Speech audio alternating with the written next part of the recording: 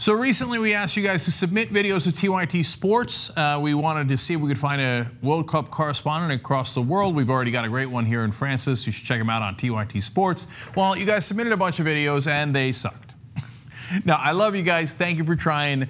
And some were worthy efforts, but we didn't necessarily find one on soccer, but we did find a guy we like.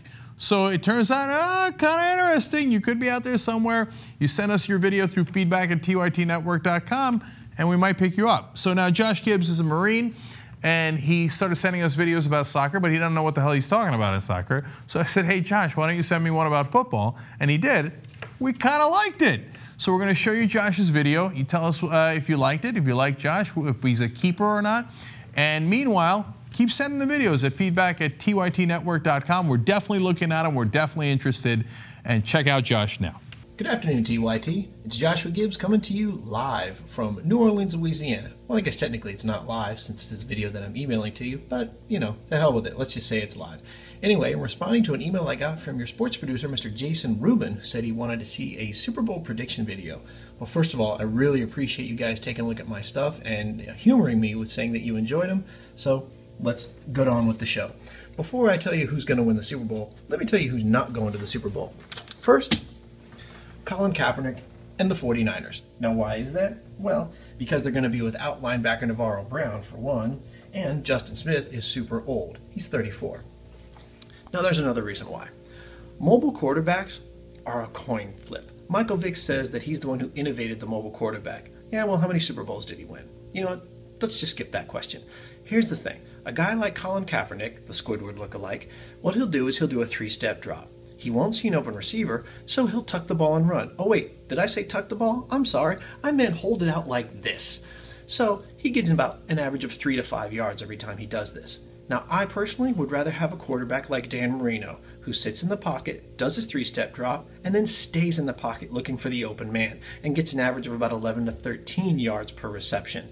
Now, Dan Marino had less than 100 yards rushing his entire career. His entire career. Because Dan Marino knew two things. Number one, white men can't jump, and number two, white quarterbacks can't scramble. So when he saw a 350-pound black man bearing down on him, ready to turn his bones into dust, he either threw the ball away or somehow connected to a receiver. That's why he's one of the greatest of all time. Colin, not so much. So who's up next? RG3. Oh, poor RG3. Oh, you play for a racist owner on a racist team with a racist logo and a racist name. But you know what? You finished 3-13 last year, so what does that mean for this year? It possibly can't get any worse, right? Well, I guess it could.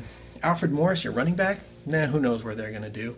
Although, you did get Deshaun Jackson from the Eagles. Now, Deshaun Jackson is one of the top 10 wide receivers in the league. Last year, out of 10, he finished 9th. He had a little over 1,300 yards. He had 9 touchdowns. Not too shabby for a guy who's, been in the league about 7 years now, I believe. Now, here's the downside. It could go either way. The number 1 guy in the league for wide receivers is Josh Gordon. Do you know who Josh Gordon plays for? He plays for the Browns. Who's leading the Browns this year? Well, it's everyone's favorite club goer, Johnny Manziel. Now, I'm not a fan of Johnny Manziel. Personally, I think he's just the frat boy Tim Tebow. Everybody's looking to him to do well, but I don't think he will.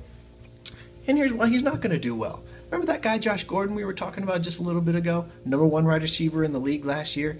Had over 1,900 yards. And actually it was 1,600. I'm sorry. He had 1,600 yards, 9 touchdowns, stuff like that. Yeah, well, guess what he's not going to be doing this year? And that's playing football. Why? Because he loves marijuana, just a little too much. So he's probably out for the season. So who's Johnny going to throw to? Who knows, who cares? His defense is young, which could work against him or it could work for him. Personally, I think his defense is going to buckle like a belt and he's going to be completely pounded into the dirt. Now that we've gone through those, let's see who's going to win the Super Bowl.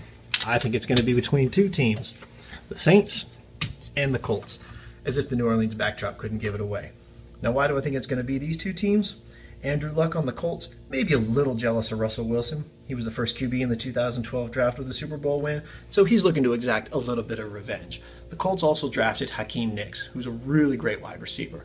So Andrew Luck is one of those fundamental quarterbacks. He's not a scrambler. As goofy as he may look in the face, he's certainly not as bad as Eli, that mouth-breathing dummy. So I would definitely trust Andrew Luck to throw the ball a lot more than I would Eli. And then it comes to the Saints.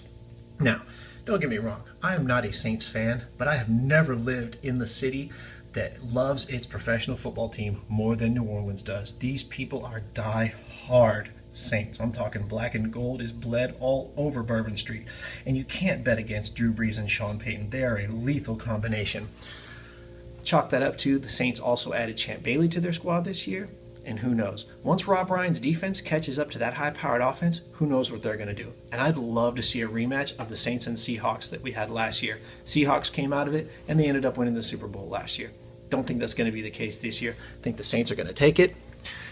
And the Saints are going to be the year 2014/2015 Super Bowl champs. All right, you guys. Hope you enjoyed it. Bye-bye.